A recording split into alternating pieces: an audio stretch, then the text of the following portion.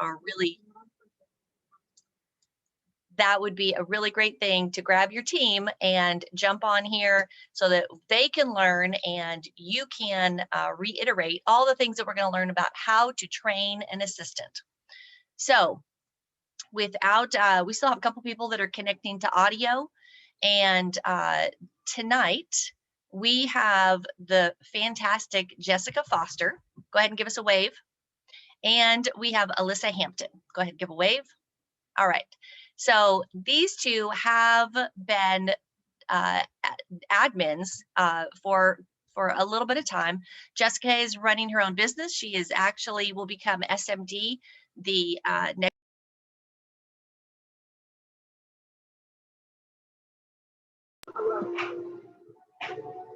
All right. Let's mute everybody else. And and she is super organized, comes from a collegiate professional basketball background, and we know her personally.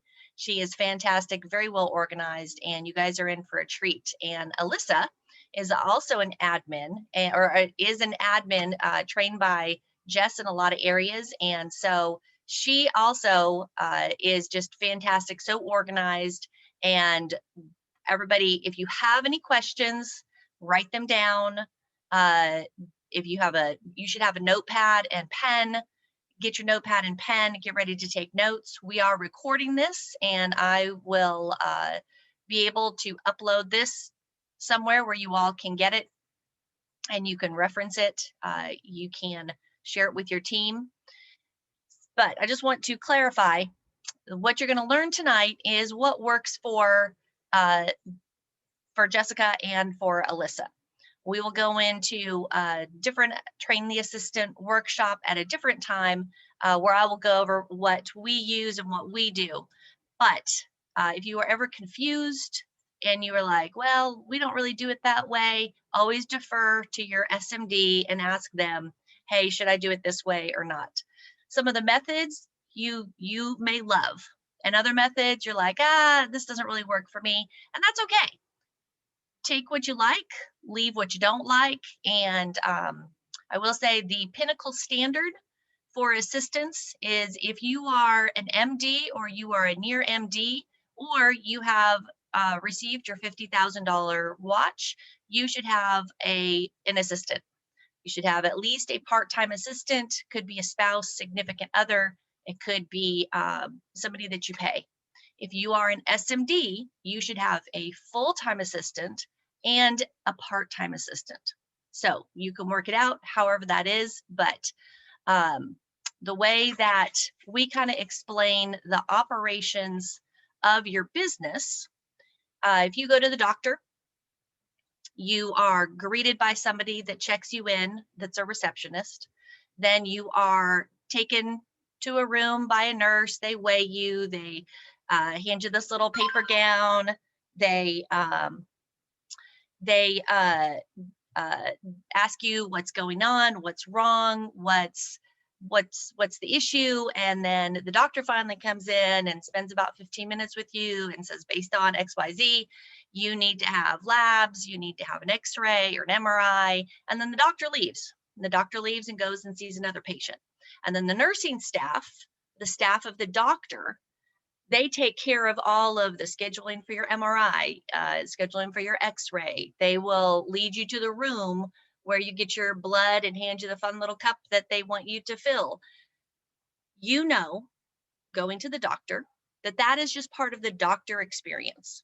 And it would be a little odd if the doctor greeted you at the door, weighed you, checked you in, handed you the paper gown, stepped out, came back, said, you know, what's your height, what's your weight, what are all your issues? It would just be odd. So in the operations team is the extension of the agent being the doctor.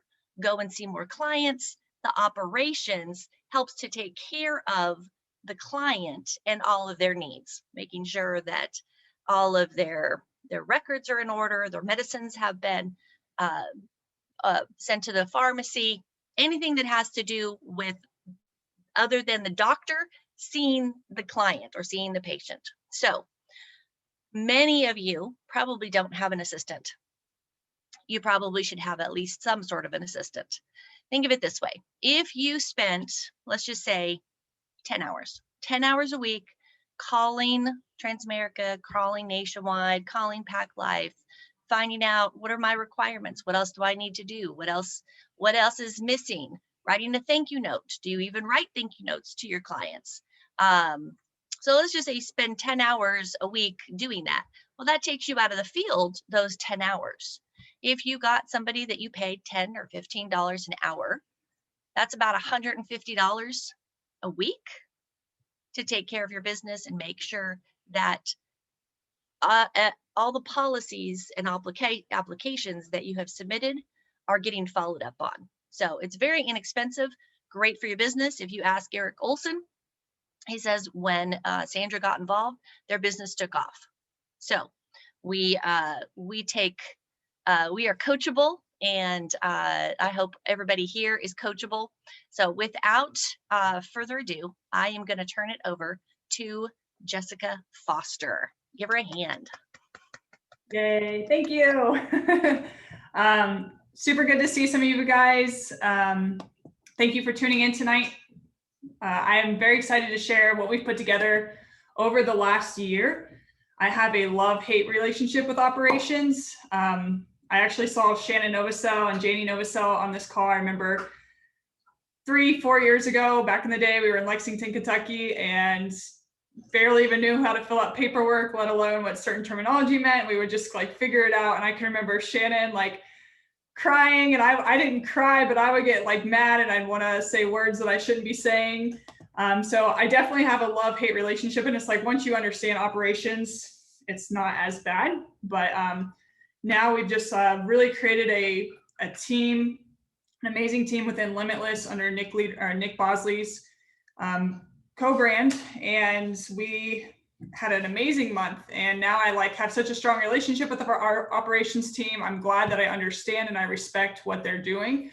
And I'm just kind of like Melody said, I'm super grateful to have a team supporting me in business, not just, a doctor doesn't just do everything. They have a whole team supporting them. And it does take a team to do anything big. So tonight we're not going to be really covering like underwriting and how do you get things pushed through faster. We're just going to go through like our systems and our templates that we have. And we're creating a folder, a master folder, I guess, that everybody can have of blank documents of what we use, of what's worked for us. Like Melody said, there's always room for improvement. A lot of this stuff that I started a year ago has even evolved from the year, bringing in Alyssa and Monica, and we have another amazing person on our team named Sarah Lagoy, using everybody's brilliant minds to keep making it better as we go. So by no means are we perfect, but it's definitely increased some numbers, which I'm going to show you here in a bit. But a little bit about myself. So I've been with the company now I just had my 4-year anniversary. Super excited about it. About to hit SMD. Definitely wouldn't be able to do that without a strong team behind me. But I used to be a personal trainer. So never dealt with anything in sales, nothing with operations. All I knew how to do was like lift weights and dribble a basketball, pretty much. I was studious, everything like that, but a lot of this stuff is just self-taught. And I think, to relate to anybody here, if you're like, well, I've never built an operations team, or I've never ran a business, like a lot of us in WFG, when we come into WFG, we've never been an entrepreneur before. But if you're willing to learn and you commit to something, you can always learn. And it's just been a learning process the last 4 years. But I am not going to take a lot of time kind of talking about my story, because we do have a lot to go through. And I don't want to overwhelm anybody. So my advice would be take good notes, but this is being recorded, So, and I'm going to send you the templates as well. A lot of it's just going to kind of be listening, looking at the flow of how we do things. But as far as like a quick overview, when should I get an assistant? I know she kind of talked about Eric's standards. But yeah, like my belief is you should get an assistant now that I understand the value of it as soon as possible. I do believe there's power in learning the back office, because there are days like an assistant is human. They're going to want to take a vacation, or they might get sick. and you don't want it to be solely relied on one person. So I do think it's important that everybody understand the backside of how to push in apps or how to get somebody through licensing, because people are human, right? So I think it also makes you much more relatable to them and have grace for them when you understand the process that yes, it's paperwork, but it's not that easy. And if it were that easy, then Eric Olsen, his story was, I think they made it to $1 million of income, but then like once Sandra came in, they look where they're at now, 8 million. So there's definitely value to it for sure. It's easy, but it's not always simple, just like WFG. But I would say you get an assistant as soon as possible. But like Melody said, the standard is you should definitely have somebody by a marketing director. And I now have an assistant. She's on the call, Monica Lawson. She's actually going to speak here in a little bit.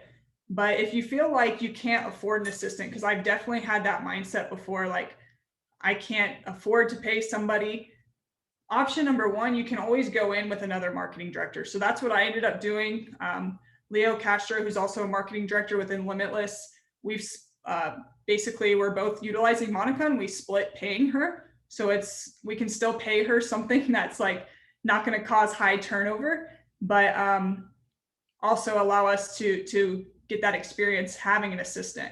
So that would be number one. As a marketing director, look to go in with somebody else, even if you had to split it between 3 people. It's just like an office space back in the day before Zoom. You had to have somewhere to meet, right? Like it was non-negotiable. So that's almost how you have to feel about an assistant. It's got to be non-negotiable, and find a way to make it happen and just build that culture. Because now my whole team, as they come into my base shop, they already know Monica, they know Alyssa, like that's a natural environment. And they're like, oh, it's a no-brainer.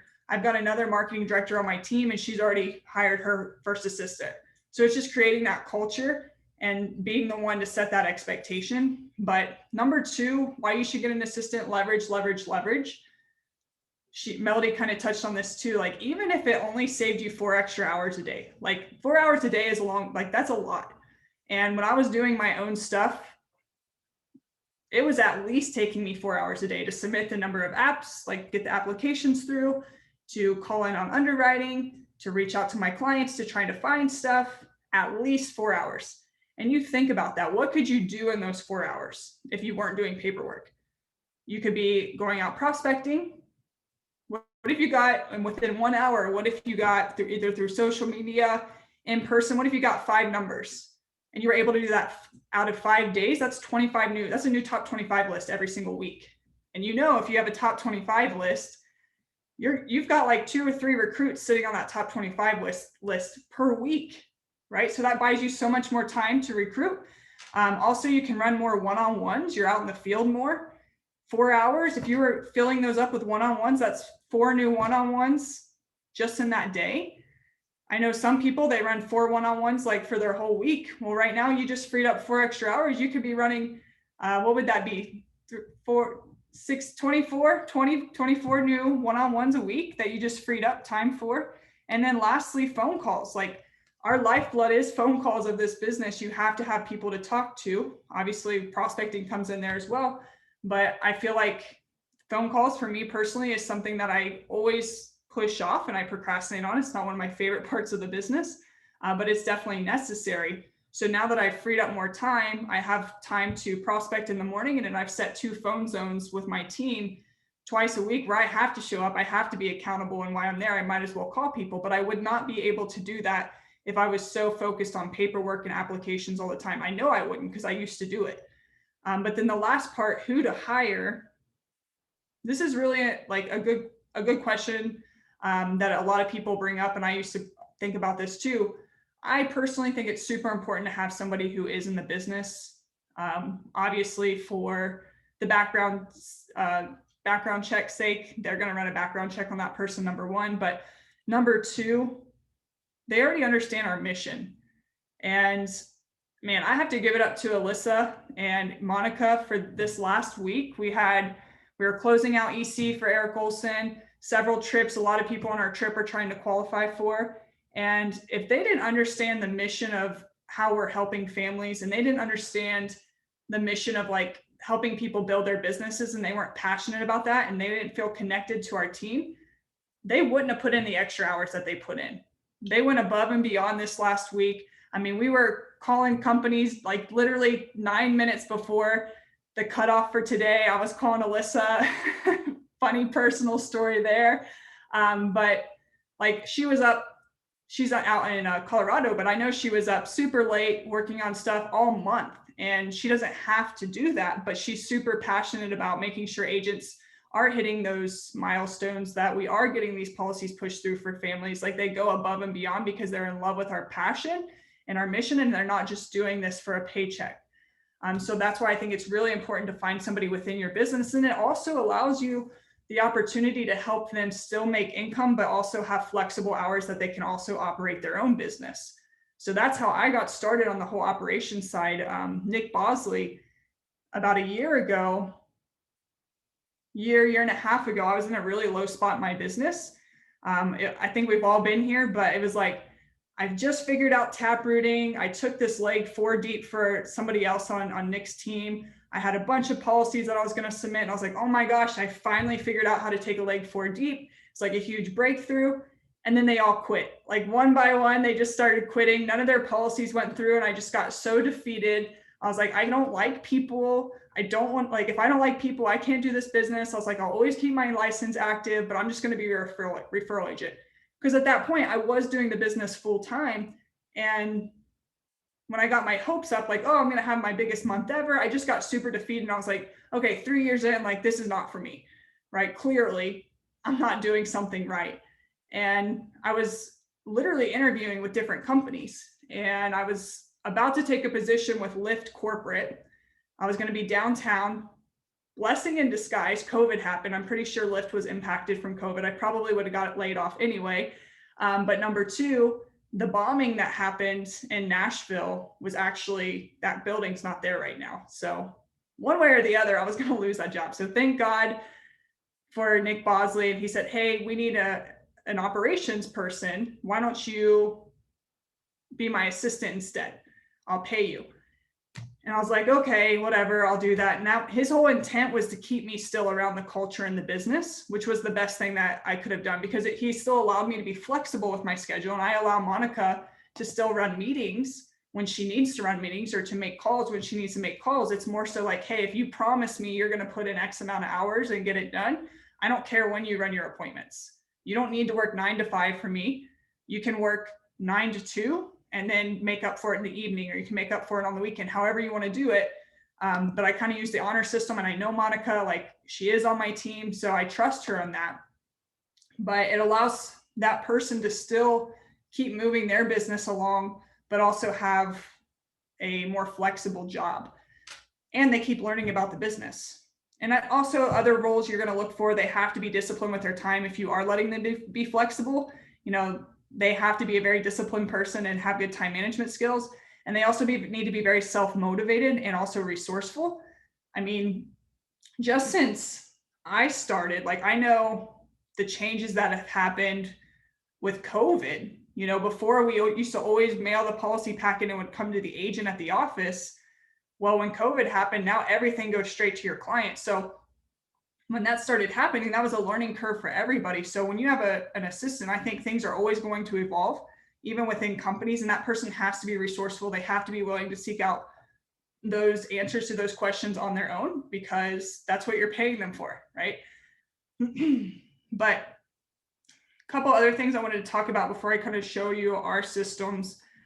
Where do you begin? When I started for Nick, I think it was, Alyssa, we were talking about this, but you came on in January of 2021. Mm-hmm. When did you go full time? Like, when did I step out completely? January? When did I start training? It was like the 3rd week of January. You started training me January 1st. Okay, so I think I started for Nick in like March or April of 2020.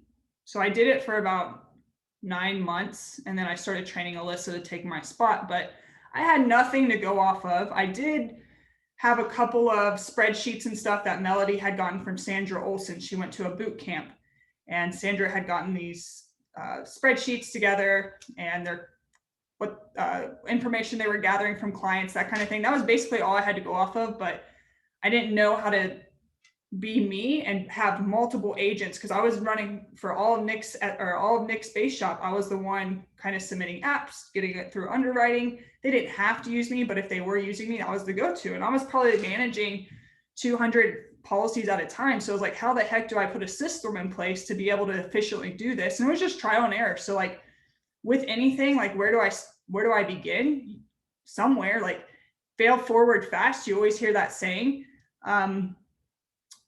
I think I was super thankful to have a foundation that Sandra Olsen was using, but then making it our own, because I didn't have Sandra at my fingertips to say, hey, what are you doing? How exactly do I streamline this? We just kind of had to figure it out. And now that's created what we've got going now. And I think it's a really strong operations back office, but somebody has to step up to learn the process within your business.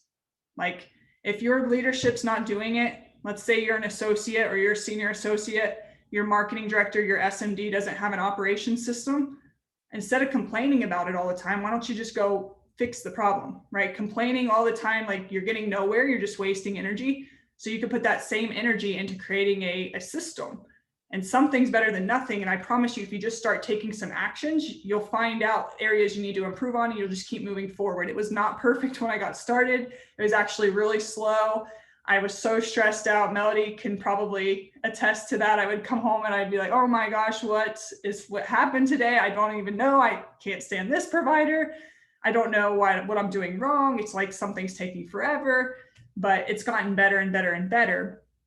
And then I also think if you are the person to step up and really streamline it, and you go through that process, number one, it's much easier to train somebody rather than just hiring an assistant and being like, hey, figure it out. Why don't you learn it, respect the operations side, and then train them? Because I think that's also important, to be sympathetic to them, because yeah, like I said before, it's easy, but it's not simple, or else, you know, Sandra Olsen wouldn't have taken Eric from $1 million, $2 million up to $8 million. So there is value in that. And I think you need to understand and realistically have expectations of the streamlined process, how long it's going to take. And you're not going to know that unless you go through it yourself. And then, like I said, that also makes it way more duplicatable. And you want to create a system, especially if you're bringing in agents. Like Monica is right now my assistant. Alyssa is Nick's assistant, his COO, but she doesn't want to do that forever, right? Like her dream is not to build Nick's business. Her dream is to do this temporarily, learn it, so then she can go and build her own business. So you want it to be streamlined and duplicatable, that when she's ready to pop out as an SMD or a marketing director and she's ready to go back into the business full time, she can train somebody else to replace her. And Alyssa, I think we did your training in probably 2 months or? Yeah, I think we took a solid 3 weeks. But the first couple of months, I definitely utilized you for a lot. I still call you every now and then, but I don't think for sure. Definitely. Yeah. It was about 2 months in before I felt really confident with what we were doing. Yeah. So here are the benefits, like the numbers don't lie type of thing. So these are Nick's base shop numbers. I did not ask his permission, but I don't think he will care, because he doesn't have a weak base shop by any means. So if you look here, this is right when I stepped into the operations role. And you can see at this point, Nick's an SMD, but his base shop was doing decent, 30,000 points, 19,000, 6,000 was a low month here, but 33,000 before that. But I think what's really cool to see, we were hanging around, we would have some fluke months, but we were hanging around 10 recruits a month. But here was my learning curve. I'm trying to figure it all out. I'm not really making any strides or improvements, but then you can see the difference, right? Starting in August of 2020, well, I guess it was July, we hit 33, 31, basically 20. We've never dropped below 20 since then. And the points just keep going up with it. And it takes two sides of that, right? Number one, it took an operations team that took off the stress of training a new agent to have to learn how to do paperwork. Like I said, Shannon and I used to cry and get mad about this stuff. Can you imagine having to learn I can't imagine that. Actually, I did it, but I can't imagine having to train somebody to do a one-on-one presentation, a recommendation, a term, IUL, annuities. how to recruit somebody, how to do a hiring interview, how to fast start that person. And on top of that, how to submit a Transamerica app, how to submit a Symetra app, how to get through licensing A to Z, like so much to learn. So if we can take that whole side off of them and have a team there to support them, it frees up so much more time that they can now be out in the field. And you can see just with Nick's Base Shop, how much it's allowed the base shop numbers to climb by having that team in place. So it's led to higher recruiting. We know recruiting then leads to production. Production also allowed us to create more field traders. And by that, we now have more net recruits. We take a lot of pride in getting somebody their first $1,000. And I promise you, we wouldn't have as many net recruits as we do if we were sitting there trying to teach them how to do an application, how to push things through underwriting. Like, I think it would blow a lot of people out of the business, to be honest. And we have more, more people getting paid. We have one MD that just hit his watch a few months ago. I'm right on the brink of my watch. We've got another MD on the brink of their watch. We've got another senior associate that's close to her watch. So it's just allowing more and more to happen for everybody. And you got to let go of that control and leverage it out, and you will reap the benefits of it. With all that being said, I'm going to kind of show you our back office from A to Z. And Alyssa's going to step in and help me a lot here. But you guys will get access to this if you want it. We use Google Drive. I used to hate Google Drive because I was raised by Nathan Novosel to use Dropbox. And then so we all switched to Google Drive, and I was like, oh, it's so messy and unorganized. But like anything new, once you start doing it for a few weeks, you'll eventually adapt. Like I'm terrified to go to an Android phone because I've used an iPhone for so long. But I promise you, if I was forced to use an Android, I would eventually figure it out. Like, how many of you have ever switched from an iPhone to an Android? And then you're like, oh, I love Android. Thank goodness I switched over. I don't know. I haven't done that, but I hear it by a lot of people. So you guys just got to be willing to learn a new system, but we use Dropbox. When we bring on an assistant, this is, and I'm not going to go through all this, but this is everything they need to learn. And you see these different colors because this is when I was training Alyssa.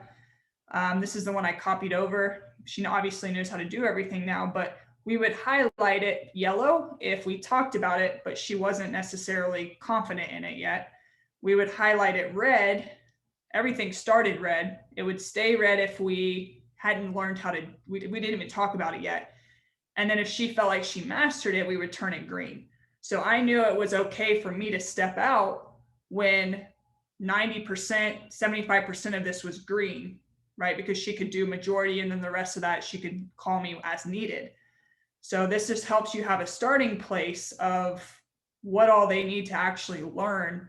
And you could change this list. Like, there might be things that you want them to leverage that we didn't think about. Like I said, it's a constantly evolving process. But just to give you a couple ideas of things that are on here, how to be able to call WFG to resolve agent issues.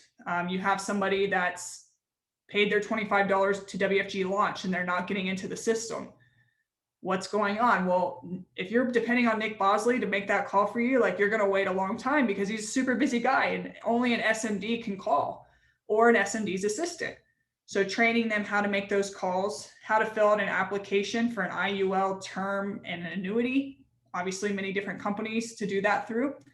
How to fill out an Everest application, what goes on once an application is submitted, the whole flow chart for the back office as far as like underwriting and getting commissions released. How to check commissions and send an invoice. I'm going to have Alyssa talk about that here in a little bit, but we have our own pay system for using the assistant in the base shop, but I'll let her kind of go through that structure. How to create shortcuts on an iPhone. This is super important because if you're sending out like the same text to, I mean, if you're managing as an assistant, your assistant's managing 200, 250, 300 apps for a whole base shop. We do a lot of text threads. So let's say I'm sitting down with Melody McGinnis and she decides she wants to do an IUL. She wants to become a client of mine. Well, I'm going to be responsible for filling out her client policy setup sheet. I'm going to go through that in a second, but we're going to keep in constant communication with Melody and my assistant, Monica, in a 3-way text thread. Because for me, it was coming from an operations side, especially with a new person coming in, I wanted to make sure, A, that it was somewhere that we could hold them accountable. And I knew that they were actually reaching out to my clients. Number two, my client associated that person with me. I think sometimes I've seen people kind of just throw their assistant in the loop and they're not ever edified. They're not ever introduced, and people never respond to them because they don't recognize their phone number. They're like, I don't know who this is. But if they see me in a 3-way chat with that person, I'm also engaging. They're super responsive to our assistants. So it helps just keep everybody engaged. It helps keep the assistants accountable, but it also can get very tedious on that assistant to be texting so many people. So if you do have shortcuts on your iPhone, you can just like type in referral and it pulls up the referral script, or, hey, I need this from you. And it's going to, anytime she ever needs that, it's going to pop up. So that's a good little trick to have to be more efficient. And I'll type in how to do that. I don't know how to do it on an Android, unfortunately.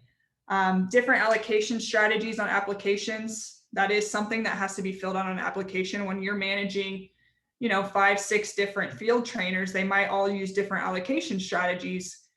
And it's important to understand like what's the standard that the SMD is typically using, and to notice, for that assistant to be able to notice like, oh, this seems off a little bit. Let me make sure this is what they actually wanted, or let me confirm with the SMD. So a lot of stuff does get ran by Nick if it looks a little off, and we teach our assistants to know like the basics of an IUO or the basics of annuity to make sure it's built properly for that client. And if it doesn't look it looks off, it all gets ran by Nick to get signed off on. So it's just another checkpoint to make sure your clients are getting proper recommendations while they're in your base shop. Gaining access to the operations email. Our assistants have their own email thread for operations. Then it comes to the whole licensing process. Thank goodness, since last time I used this, Brianna Zanoni created this incredible Facebook group that has so many like training archives, and it takes somebody through licensing A to Z. So this isn't as important anymore, but it's still on here. And then lastly, using things like DocHub or DocuSign to be able to send files to clients to sign electronically. Like, we've thought about every single little thing and how to train them on it. And if we didn't, we would just add it back to the list as we were going. So everything's on here that I feel is important that you need to train somebody on how to do. And then also when you're looking to hire somebody, how do you take everything on that page and then condense it into like a job details description without overwhelming somebody? If I would have sent Monica that list and been like, hey, this is everything you're going to learn, like, that's super overwhelming. Yes, she's going to learn it, but that's a freaking manual, right? So we do have 2 different roles. We have a licensing coordinator, and then we also have like a COO who is responsible to still touch in with the licensing coordinator and help where needed, because they are trained on how to do that. But they're more so, like Alyssa more so focuses on getting apps pushed through and underwriting, getting commissions released for agents. So this is kind of what that job details description looks like. We've kind of transferred it all to a little file here. And this is what we sent out when we wanted to do interviews, so people knew exactly what we were expecting of them. So we would put everything that was expected, what they were going to do. And then I also put on what the benefits were. Flexible hours, right? We already talked about that. They can work from home. They can work anywhere with dependable Wi-Fi. And that's one thing I really encourage Monica to do. Don't just work at home all the time. If all you're doing is like you're on a computer and you're calling these companies, why not go sit in a Panera Bread and use their Wi-Fi? Because now you're around people. If you see somebody super sharp, why don't you go prospect them? She did that today. She got her a prospect. I'm super proud of her. But she also, I saw like 20 texts come through to my clients. Hey, I need a copy of your social security card. Hey, just wanted to confirm your 2 kids go to the same doctor. Like, she was working, but she was killing 2 birds with 1 stone. So that's a benefit, that you can work from anywhere. If she had a corporate job, that's not the case, depending, right? But Also, we put our expectations on pay. I already talked to Leo about this. My first paycheck as an SMD, Monica doesn't know this yet, but she is getting a raise. But I do think it's super important that you pay somebody something where you're not going to have a huge turnover. And I know if I keep it to where it's at, but again, it's a starting spot. So Leo and I split Monica. So we each pay her $800 a month. And that's going to go up as we hit SMD. But for now it's $1,600. And then anybody in our base shop who utilizes Monica. So if I have my field trainers that are using her because Alyssa has so many other agents to work with and they want their apps to get touched a little bit more because Monica's not as busy as Alyssa, they can use Monica. They're just responsible when that app goes through A to Z. Monica did all the work on it. They're paid commissions. They're going to pay Monica 5% of their commissions for helping her with that app. That's the expectation that we set. So hopefully, it should get that pay from 1,600 up. Our goal would be like $2,000. But I think that's a good starting spot because if you just pay somebody, I don't know, $200, $300 like a month, like operations it has its headaches. They're not going to stay with you. And then you just train that person and they're going to leave. So you do want to pay them enough that you're not going to have a ton of turnover. And then also as an SMD, we also get part of the bonus pool as an operations team. So if the operations helps push through X amount of number of points, every time Nick gets a bonus, he does pay that back to the operations team. So I think that's also important too, because there's motivation for them to get those apps pushed through. The better they do, the more they get pushed through, they do get compensated for that. So it is a little bit merit-based there too, to have the base salary, but also opportunity to earn more. Also the benefit would be your independent contractor. So you get to write a lot off. And then these were just kind of things we were looking for. I kind of went through this, but you want somebody resourceful, dependable, organized. Do not put somebody in an operations role who is not organized. Like there has to be structure and they have to like structure or else it's just going to be, you're going to be butting heads, or I would be butting heads with them. Comfortable using Zoom, DocHub, Google Drive, Google Calendar. You can train them on that, but they need to at least be willing to learn. They have to have integrity because they're the person a lot of times reaching out to your clients saying, hey, I need to know this information about your prescriptions. What are they? When were they prescribed? Why are you taking them? I need you to fill out this drug questionnaire. Like that can be really uncomfortable to do. So you have to have somebody who has integrity. And that's why it's important that you're edifying your assistant, saying like, hey, you're in really good hands. Like I don't put that in the text. I don't edify the text, but every time I sign up a new client, I tell them, hey, you're going to be working with myself and my assistant, Monica, or my assistant, Alyssa. You're going to be in really good hands with them. They're great people. They're going to help me get everything pushed through in a timely manner. Anything they need, make sure you respond to them. I'll be working closely with them too, but you make sure you edify that person so that they feel comfortable giving that information over.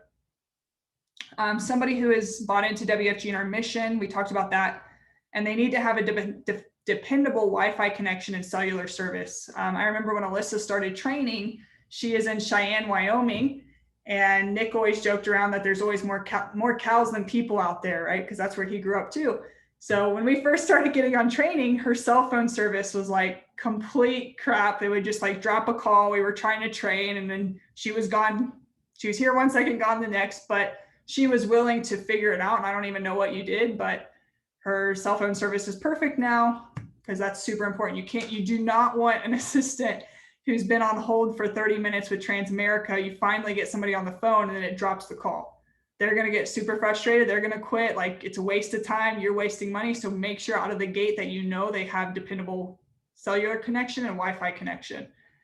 But I'll give you guys a copy of this. We also created one for the licensing side. I'm not going to go through that, but you can kind of have those templates, make them or tweak them as you want.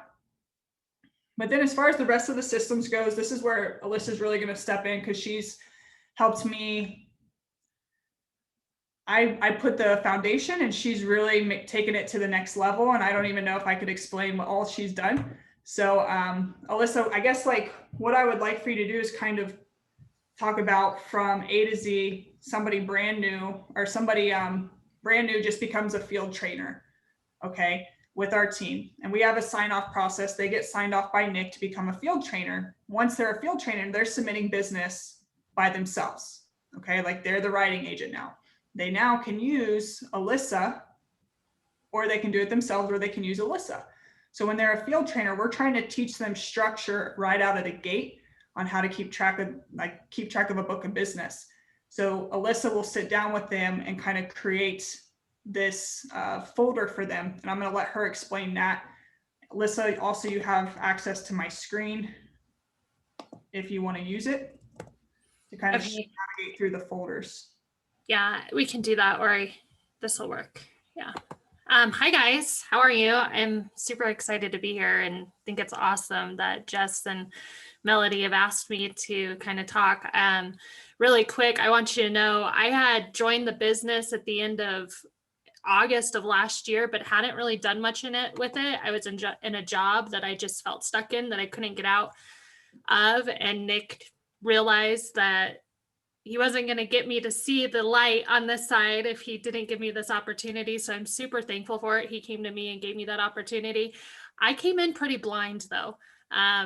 I learned a lot from Jessica, and I'm thankful for that. So when she was saying find somebody that really knows the business, I think the transition might have been a little bit faster with that. But I take pride in the fact that I feel like I did pick up and run as quick as I could with everybody. So anyway, when somebody signs off as a field trainer, we do have them sit down with us and go through a meeting.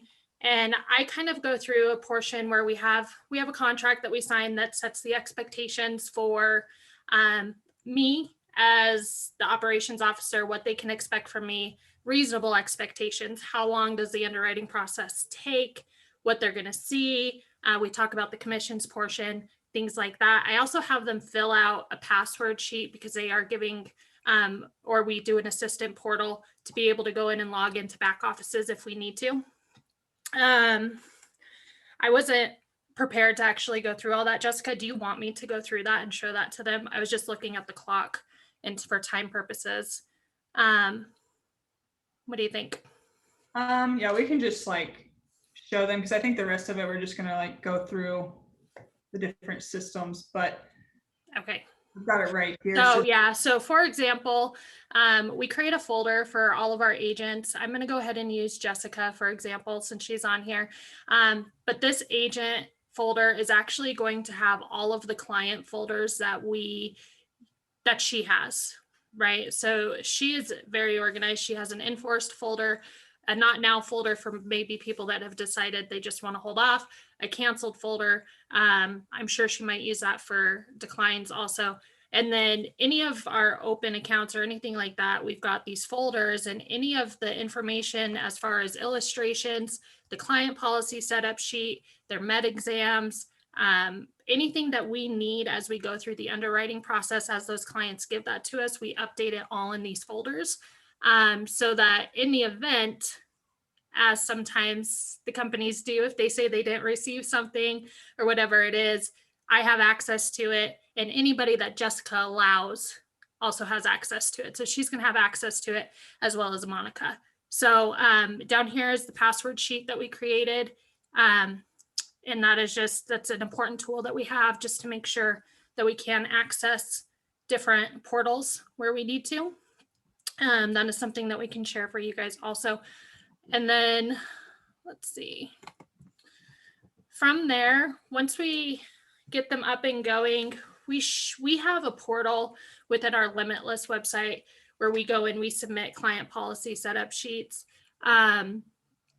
It's really kind of nice. Nick has built something for us when we are sitting down with our clients to be able to input any necessary information that we would need to submit an application, right? So we did that for a couple of different reasons. The main reason we did that is to get a second set of eyes on the information that it was being submitted, just to make sure when we submit the application, it is actually being done in a way to make sure that it's going to be pushed through the underwriting process in a timely manner.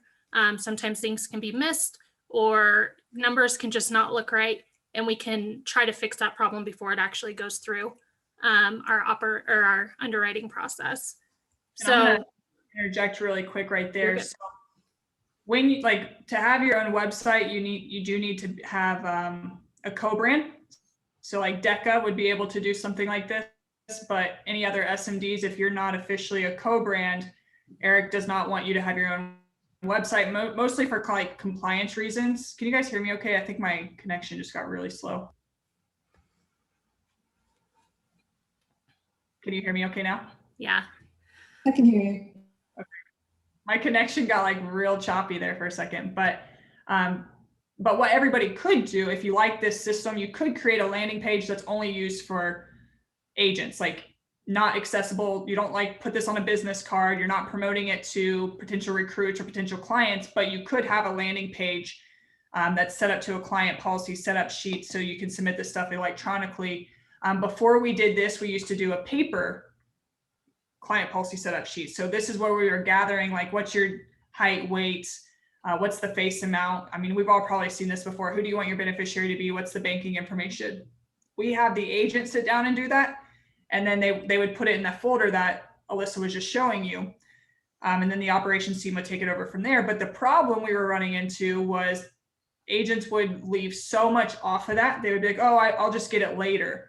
Well, when you're managing 250 different policies and 50% of them is like we were hunting down information. It was taking so long to find that. It was really frustrating. So we ended up creating, or Nick created this, where when they submit it, it is required for them to put the information on there before they can actually submit that client policy setup sheet. So it cut down the tracking downtime of information for the ops team. So for whatever reason, it's not loading right now, but it normally works really good.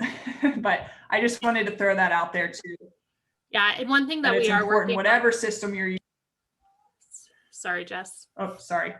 I'm going to stop sharing because I think it's like dragging from how many things I have open. All right, go ahead. Okay. One thing we are working on too is we had a general client policy setup sheet on the website that was just pretty broad across all companies. And as you know, the companies are constantly changing on the requirements and the things that they are asking for the initial application. So we are going to create a client policy setup sheet per company, just so it's a little bit easier for our agents to navigate through that as we do. And then from there, what happens is once that agent submits a client policy setup sheet, it actually gets sent to us through our operations email. And then Sarah, who is our licensing coordinator, she actually goes in and works on those applications and gets them submitted. We transfer, and this is where I'm going to start sharing my screen. We take that information as far as name, agent, let's see. Bear with me for a second. But we take that information as far as name, agent, like who the client is, phone numbers, split agent, state, policy numbers, face amounts, anything that is going to help us make our phone calls easier, as well as helping the agents track for promotions.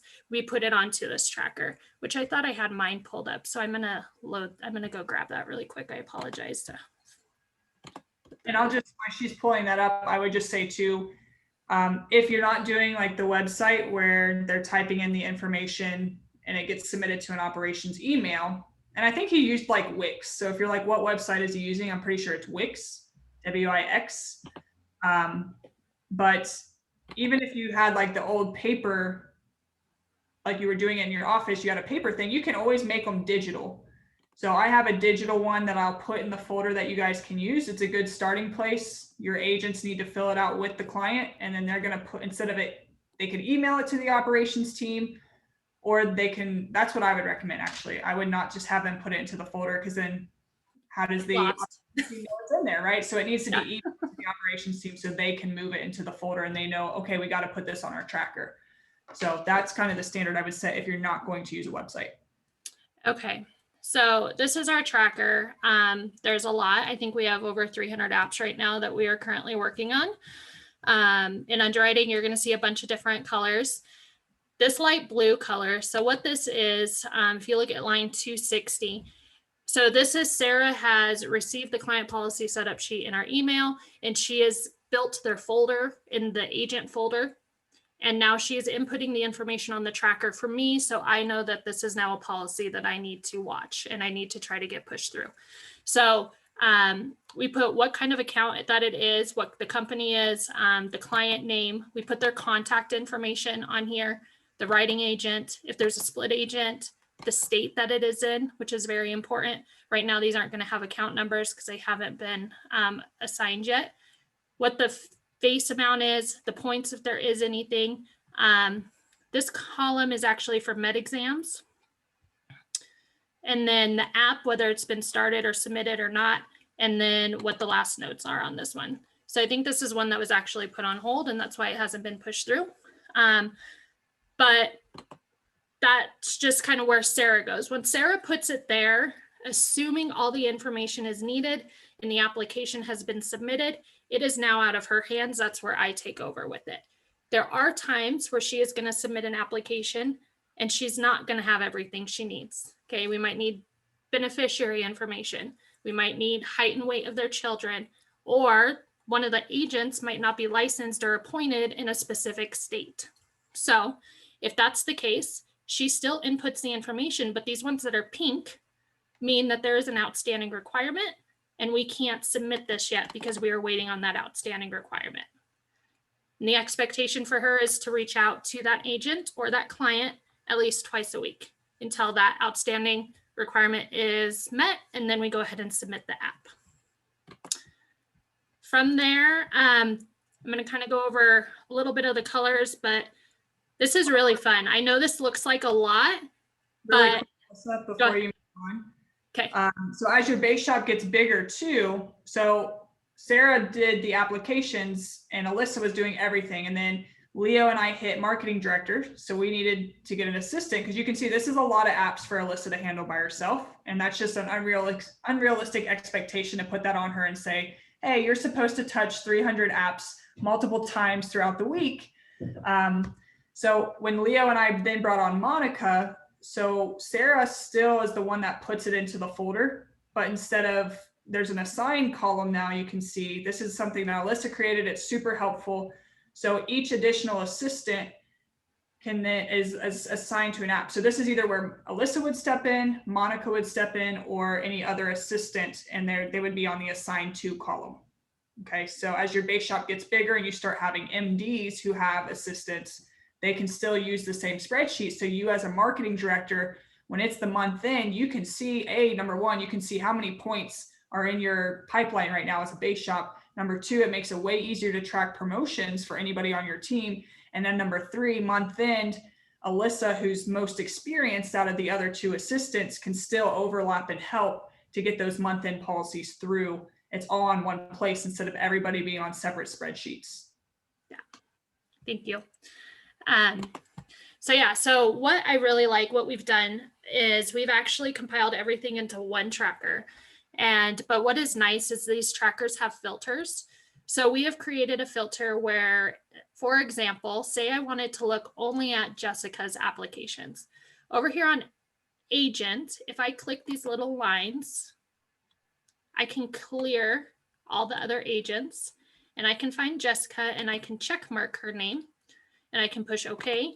And this is going to filter out all the applications that Jessica has in our base shot in our tracker right now.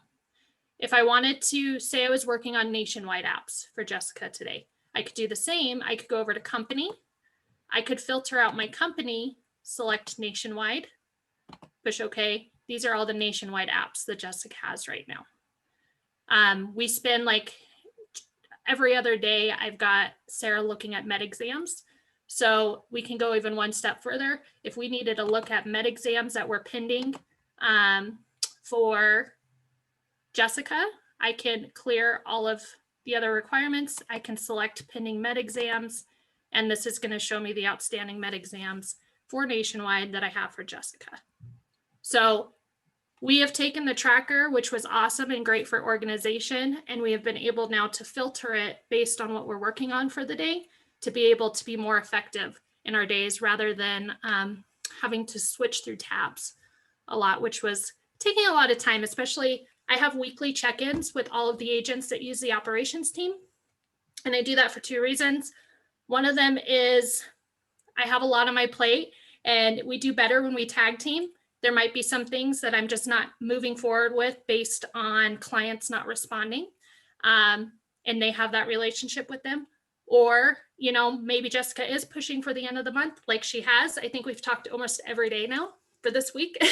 But it was very nice because it was easy because I could filter out everything that was close for Jessica and without having to go through tabs, because that takes time, right? I'm looking for every extra minute that I have to be more efficient. So same thing, I could add all of these companies for all the med exams pending. And every now and then it will pull in another one because we are pinning med exams for, like, say somebody's getting licensed, we'll go ahead and order med exams while they're going through that licensing process. So it doesn't feel like it's just sitting there. But this has really, really been beneficial for us to go ahead and do these filters. I'm going to show you another one. So need outstanding requirement. So these are all the apps that we're waiting on something to either be from the client or the agent. If there's an outstanding requirement, I've got my notes over here. And we try to touch each company at least 2 times a week, if not 3 times a week, is the goal and the expectation that Jessica has set. Same with Nick. So this is really great for that. I love this. This has made our life just freaking, it's been amazing. It's been really amazing. So from there, once we say we get an approval. Really quick on that, I'm going to interject too. Can you go up to like the notes? Yeah. So this is super important. And if you've dealt with any company, anybody on this call, like you've sent in a signed amendment 5 times and they're like, we haven't received it. Like I used to do that, or I would call into Nationwide. I'd be like, here's the beneficiary information. 3 days later, I would go to check on the policy and they're still requesting the same thing. And I'm like, dude, I called this in Monday, but I wasn't keeping a paper trail that had no proof. It was their word versus mine. So what I ended up doing was creating these comments thing. And this you have to die by. Like anytime you talk to somebody, you've got to put it down on there, because this is as an assistant, this is your proof that I did something on this app. And like today I called into Transamerica. There's still like 2 apps that I'm working on that I started a long time ago. And I didn't want to pass them to Alyssa because I knew the situation with the cases, but we're trying to extend a term on this policy. And I sent in the amendment a month ago and I wrote down the note and I said, this is the email I sent it to on this date. And then I called in May and said, did you receive it? And they said, yes, we've got it. It could take up to 15 to 20 business days to process. And I'm like, holy cow. Okay, whatever. I'll check back in. So then I called today, we're 30 days out, and I call in and they're like, no, we haven't received anything. You never sent in an amendment. And I was like, nope, I'm not going there again. I looked at my tracker. I was like, I can see, because you can't remember everything about every policy. There's no way. But I was like, on my tracker, I was like, I sent in an email to tiaa.transamerica@whatever.com on the 26th at this time. And then I was able to go find that email and I had proof. And then after I told them with conviction, like, no, I sent that in, they're like, oh, here it is. And I was like, yes, I know, right? Thank goodness. If I wasn't convicted, they probably would have been like, you need to do it again. You need to do it again a month later. So like when you have detailed notes, and I would also recommend not calling in important stuff, I would email it, because you even then have an email paper trail, but mark down like who you emailed it to. If they like Transamerica, they give you a little case number that you submitted, copy, paste that, put it on here. Because when you call them, they say, I don't see it. Say, okay, we'll pull up this case number 512571. There it is. Thank you. All right, let's move forward. And you can just get way more efficient, because when you're managing that many apps, you don't have time for them to be like not on top of their game. So you got to be on top of yours. So very important that you keep as many detailed notes as possible on that. Thank you. Absolutely. And then just to piggyback off of that, some of my best work is done at night, because I do have a full house of kids and dogs and a lovely husband. But once they go to sleep, a lot of times I'll log into these back offices and I will see what those outstanding requirements are. And then I will write them in bold as my action steps. So if it's bold on my tracker, it's an action step that I need to do for the next day. So if I know I'm working on Nationwide the next day, if I'm bored and I can't sleep the night before, I'll go in and I'll kind of give myself a pre-start, like a head start. So that's kind of what the bold is for us. Same with Monica, you know, she is overlapping now on some of Jess's stuff. And so if she puts it in bold and I come across it, I know it's something that we still are waiting on or we still need to work on, and vice versa. So that's just been really good for her and I both also.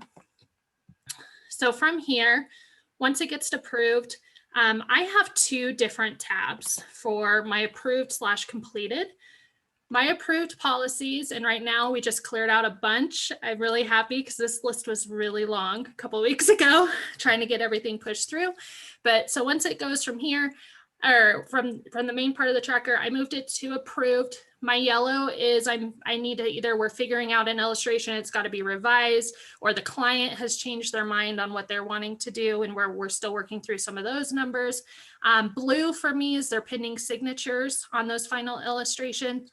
So this is kind of the spot that I go for before it's been delivered. Okay. Once we get the signed illustration back, we've drafted and we are waiting delivery, then I move it to my completed tabs. So I have 2 phases in my approved, and this has helped me, especially for end of the month push. I know which ones are like this close based on my completed tabs, right? So these are our completed tabs. On here, I'm going to show you the top.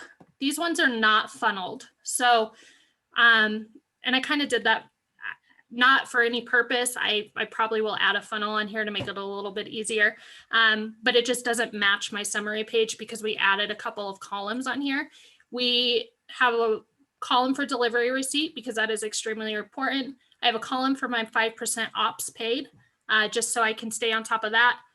We have a second thank you card. I'm not responsible for the thank you cards, but we do have agents that do like to send thank you cards. So we've added that here. They have access to it. If they want to go send their second thank you cards, they can.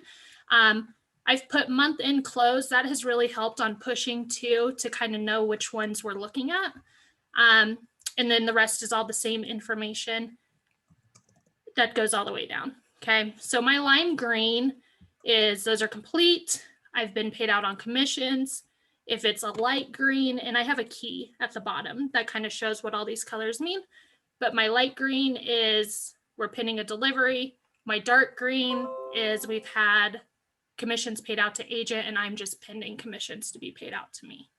So this is kind of where I work on a lot of my end of the month. I will overlap too in my approved policies because those are important, but that's just kind of how I break down those. I do have separate columns for annuities and crump. We don't do a lot of annuities. A lot of our agents do that on their own. That's still something that I'm learning. But we do have an annuities tab. Crump, sad day. I think I deleted my 8 crump policies that I had, but I can go back and find them. Don't tell anybody. And then we do have an incomplete apps column. So this is going to be apps where they either were declined, they were denied. The client has either decided they no longer want to move forward with us, whatever it may be. I save these for a reason because this is a good training point for Nick. Nick likes to go back with the agents and look at, okay, what could we have done differently? Like, is this something that we could have improved? Or is this something that, okay, that product provider, maybe that product provider wasn't good for this scenario, but we can look at a different one. So I think it's important that we do keep track of these also. So that's something that we do keep an eye on. This is my key for all of my different colors. So we've got decline, incomplete, pending signatures from client or commissions paid out, offer made, outstanding requirement. White's the golden color. We want to see a lot of white. That means we're waiting for an offer. It's just an underwriting. Blue, the standard we used to have was med exams had to be completed, and licensing had to be in good order before we put the application in. But with a lot of the new intelligent underwriting, those requirements have changed a little bit. But so we just do blue for new apps that are ready to be submitted.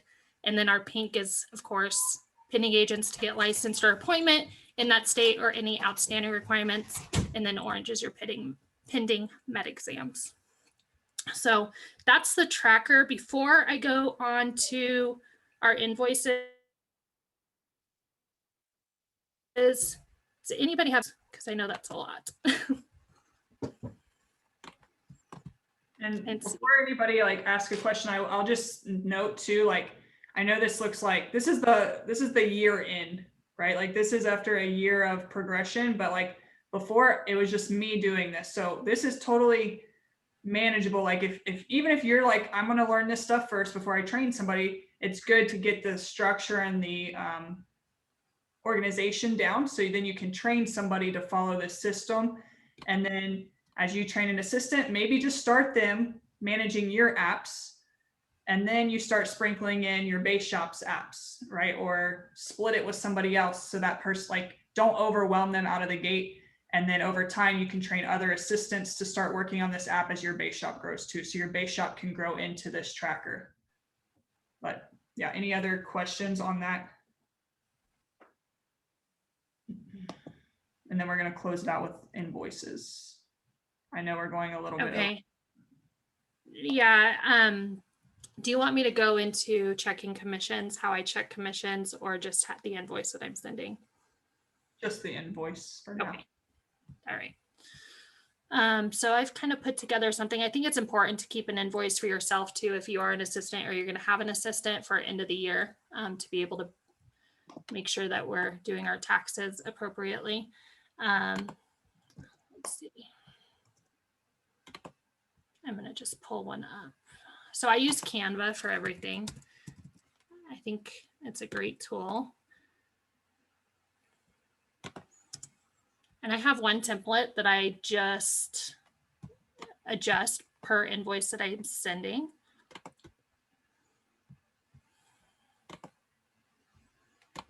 So this is kind of what this looks like for me, but it's really, what I do is when I run our commission summaries for like today's pay cycle, if I ran the commission summaries in Nick's back office, I wouldn't recognize any policies that I had maybe worked on. And then I go and I do a policy history report, and I look at what the commission was paid out to the agent, and then my portion is 5% of that. So I have created this template, and I put the client's name on there as well as the policy number. And I should have blacked this out beforehand. I'm sorry, you guys, but, and then I put their commission and then the 5% owed to me. And then I send this in an email to them. I give them 2 weeks generally to have that commission sent back to me. I give them a couple of options. We do Venmo, I do Cash App. If they would rather just do a bank transfer, that's okay too, but they just need to call me for that information. And then, I shoot them a text and let them know, hey, congratulations on a payday, and let them know that there is an invoice in the email. And then I have a personal folder where I save all of my invoices, just so at the end of the year, I can be sure that there's no mishap and we can make sure taxes are easier. I was just keeping track on the tracker, but that was a little bit more difficult. So any questions on that, Jess? I have a question on that. Okay. So you send this out to the client, and then they pay you. Do you keep? Do you keep a tracker or something that says yes, I sent it out, and yes, I received payment? So the agent is paying me, and then yeah, on the original tracker. Oh, I keep closing out my. You're good. I see all your pretty faces up here. I should exit out of that to move it out of my way. But yeah, so on our completed policies over here on the left-hand side, it tells me, yes, ops was paid, but I also put in the notes, the date that the ops commission was paid. So I have started another tracker that is just for that. I'm going to be honest, I have not been really good at keeping up with that just because the volume has been so crazy. But you could potentially do that also. And then you turn it bright green, right? Once you've been paid, you turn it bright green. So that app is completely finished. She doesn't even have to look at it anymore.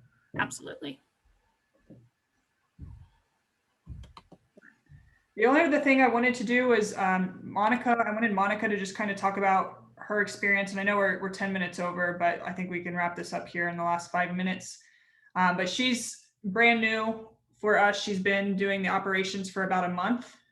Basically, I trained Alyssa, and then Alyssa helped train Monica, and then I overlapped with Monica some too. But Monica, if you could just kind of explain what it's been like for you, somebody that has been in the business for a couple of years, but getting to learn more of the operations side, but coming into having a system and learning the operations side. Like, what has that been like for you, learning how to use everything that we just showed you? Yeah, so I just want to thank you all, and it's great to be here tonight and talking with you all. I do have to say, first of all, I just want to thank Jess and Leo for them trusting me to be their assistant, and it's been great. Like she said, I have been in the business for a while, almost 3 years. I got to that point where my business wasn't doing so well, and I came to Jess and I was like, I don't think I can do this. I'm done. But she was like, well, let's see what we can do. But I'm grateful. But coming into doing this role, I think the biggest thing has been the fact that there is a system in place. It's nothing built from the ground up. I haven't had to like really learn a bunch of different stuff, maybe a few little extra terms, maybe as far as some differences between some things as far as the med exam portion goes. But especially the tracker, when Alyssa had that tracker redone, oh my God, I was like, this is it. It is so amazing to be able to go in and filter through what you need to see, have all your stuff in one place for one company at one time. So when you're calling and dealing with Nationwide, you can have all Nationwide in one place and call them and get the answers you need all at one time. You're not having to scatter from one place to the other. So that has been awesome using the colors. And like I said, just with Jess and Alyssa, the learning has been great, and I'm just very appreciative. And yeah, it's been awesome, and I love it. And for any one of you all that decide to go ahead and get an assistant, to have someone that is already in the business, I think it will kind of help a lot, because they already have an understanding. And like Jess said, they always have a passion for your business, because like I told Leo and Jess, they was like, well, you're not going anywhere. I said, no. I said, yes, my business hasn't been where I wanted to be, but I truly believe in the mission. And that's why I'm here, and that's what's going to keep me here. And so I love it. But yes, this has been an amazing opportunity, and so much growth and learning the other side of what actually takes place once you actually submit an application, I think will also allow your agents to grow if you decide to use one of your agents and help build their business even more. So thank you all, and I hope you all have a good night. Thank you. Monica has done an amazing job. It's like, and it's cool now to like transition out of the operations. And now, you know, I'm a marketing director, soon to be senior marketing director. Today's the first day I'm paying Monica, and it feels good to be like, oh my gosh, I just paid somebody to help me, you know, like it makes me feel like I'm actually running a company. And I had Monica working on old apps, or like apps that we knew we're not going to close out this month. And Alyssa was working on apps that were closing out. So to have like that team pushing for you and supporting you, like I love Alyssa, I love Monica, and could not do it without them. And I think it gives me as a marketing director, soon to be SMD, like I feel like a business owner now. Like I've taken it to the next level, and it's not just like me running the whole show. So I promise you, like if you do take that step and that commitment to get an assistant, it's worth every dollar. And don't pay somebody and then not go use that time. If you're not going to use that time, don't do it. But it has freed up so much time for me. I was even in Colorado a couple of weeks ago, and it was so nice, because before I would have never been able to go to Colorado and just take a day off, you know, because I was I have to submit these apps, or I would have applications that would sit for 2 weeks before I would send them out to somebody, because I just wouldn't get around to it. It was so much. But it was so cool to be like, see Monica send a text through while I'm hiking, and she's like, hey, so-and-so, I just sent you your application. Let me know if you need anything changed. And I'm like, man, my business is still moving, even though I'm here with some friends having a good time. And then other times being able to make calls or do whatever, like it's taken my business to the next level. So I promise you, it's not a cost, it's an investment, and it's something that you can't afford to not have. But we'll send you guys everything that we've put together. I'm going to create a Google Drive. The only thing I ask, when you go to use the spreadsheet, you must make a copy before you start typing on it, because the one I'm going to share, all of you guys are going to have access to. So if one of you just start typing on it, then we no longer have a blank master copy. So we're not giving you ours, because we don't want somebody to accidentally delete all of our stuff. But you don't want somebody to delete your stuff because you didn't make a duplicate. So I will also put instructions in there on how to make duplicate copies so you can have your own and people aren't looking at, you know, your policies and seeing all that information, but that is on you to make the duplicate copy. Okay. We put that out there. It's on the video now too. But thank you guys all for tuning in. Hopefully you got some value out of this tonight. Super appreciative of the attendance. It was really cool to see how many people were hopping on here. So hope you guys implement this and take it to the next level.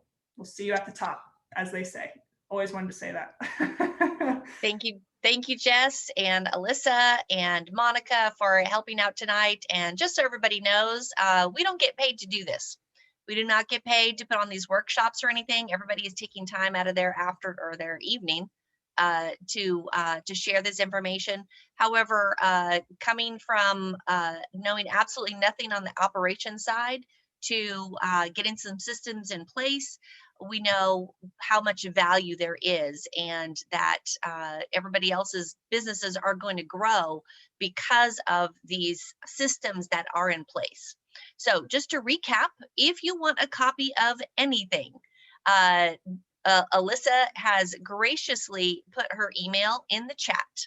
If you want a copy of the recording, I want a copy of the recording, and I want a copy of all of the tracking stuff so that they know. And as soon as we get the recording downloaded and available, we will go ahead and send that out to you. Just to recap, so operations takes care of everything after the agent has met a client and the agent. And so for our operations, generally I take care of the client information sheet. They have the agent do it.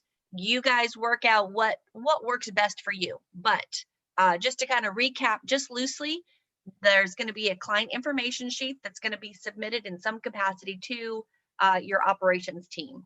They're going to submit the application to whatever company. They are going to figure out what the illustrations are, or if the agent has already run the illustrations, and then they're going to follow up.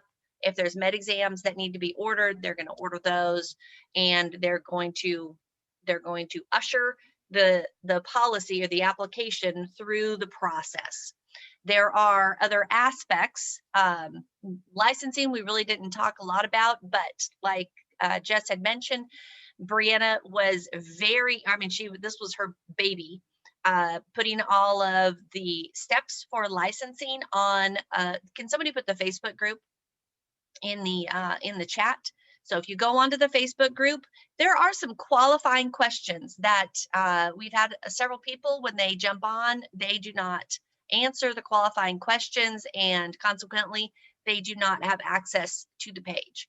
If you get on the page, or you are already a member of this group, it's a private group, you can send an invitation to anybody on your team. They click on the invitation, they would have automatic access to this page. All of the licensing steps is completely videotaped, everything. So what we recommend is licensing. If you have your operations team, send them there. We have live Zoom help available 3 days a week. After they watch the video, if they need help, they can jump on the live Zoom help or reach out to your operations team and get further instructions.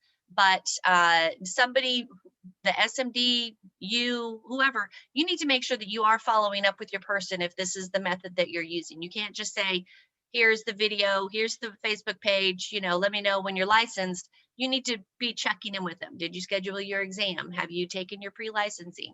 Do you need fingerprints? Have you scheduled that? Have you applied for your license? You need to be following up with them. So 2 parts of operations, the client side and the agent side. And just so you know, that you can have one person do both. You can have multiple people, whatever works best for you. But again, Pinnacle standard, by the time you're an MD, you should have at least one part-time, better to have a full-time, and then SMD, a full-time assistant and a part-time assistant for sure, just to keep track of everything. Because if you were a little overwhelmed with all of the policies that you saw, you need somebody to help you out. So I hope you all got something out of this. I know I did, and we'll do this again, and I will share the systems that we have in place. And if anybody, we all do things a little bit different and we're all learning. So probably in part 3, we will go through what other systems do other people use and what has worked well. So look for that. And I just thank you guys so much for taking your time tonight. And you all does anybody have any questions before we kind of put a bow on this and we end everything? Melody, really quick, I just wanted to add on to the licensing piece that you mentioned, because I forgot to kind of go over how we do that. We do have, like Sarah, our licensing coordinator, our agents still introduce their newly coded agents to Sarah via a 3-way text, and Sarah follows up with them to initiate a quick meeting with them via Zoom. And then in that meeting, she shows them the licensing Facebook page and all the resources that are there, and helps them make sure they have their tests set up and whatnot. And then she continues to follow up with them through that process. So that is something that we do have in place. I think it's been helpful that we do have the Facebook. So thank you so much, Brianna, for that. You were awesome. But yeah, definitely we still have that point of contact. I think that's very important. Fantastic. Claire, did you have a question? Nope, just thank you. Thank you so much. Sorry, I didn't realize I was unmuted. Sorry.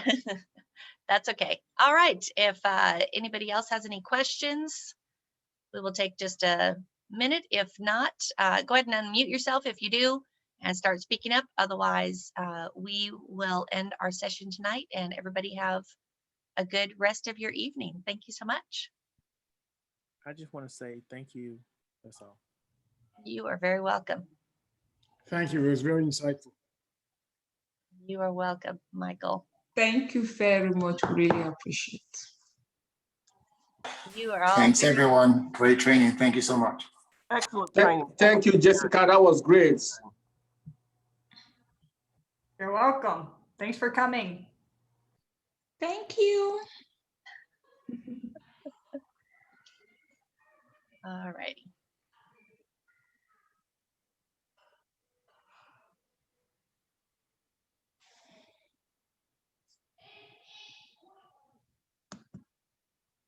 Alyssa and Monica and Melody. So basically they're going to email you, Alyssa. That was kind of the expectation that was set if they want a copy of that. So I'm going to spend tonight going through and like fine tuning that training checklist that we trained you on, Alyssa. Once I get it fine tuned, I'm not even going to send it to you because you're off tomorrow, girl. You deserve it. Thank you. We'll share it. So don't share anything with them tonight. We'll just share that whole Google Drive folder